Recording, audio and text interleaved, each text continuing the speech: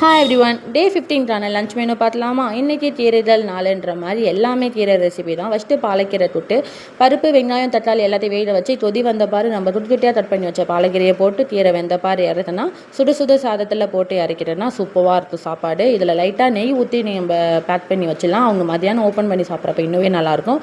சைடிச்சாக வந்துட்டு கொஞ்சமாக சிறுக்கீரை இருந்தது, ஸோ பொரியல் பண்ணிட்டேன். வெங்காயம் காஞ்ச மிளகாய் இது எல்லாத்தையும் வளர்த்திட்டு நம்ம வெட்டி வச்ச சிறுகீரையை போட்டுட்டு ஒரு 2 டீஸ்பூன் போல் பாசிப்பருப்பு போட்டு நான் லாஸ்ட்டில் இறக்கிட்டேன். நீங்கள் பாசிப்பருப்பு வேணான்னா தேங்காய் கூட ஆட் பண்ணிக்கலாம். பட் பாசிப்பருப்பு வந்து கொஞ்சம் டிஃப்ரெண்ட் டேஸ்ட்டாக இருக்கும், பொரியலுக்கு நல்லாயிருக்கும்.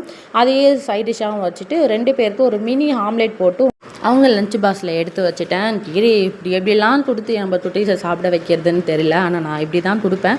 இருந்தாலும் கொஞ்சம் அடம் பிடிப்பாங்க, இருந்தாலும் பார்த்துக்கலான்னு சொல்லிட்டு விட்டு கொடுத்துட வேண்டியதுதான். ஸ்நாக்ஸுக்காக வந்துட்டு கொஞ்சம் ஸ்வீட் பிஸ்கெட் இருந்தது, அதை பேக் பண்ணி இன்னைக்கான லஞ்சை ரெடி பண்ணிவிட்டு அவங்கள சூழல் காமிச்சிட்டு உங்களுக்கு இந்த வீடியோ யூஸ்ஃபுல்லாக இருந்தால் ஃபாலோ பண்ணிவிட்டு லைக் போடுங்க.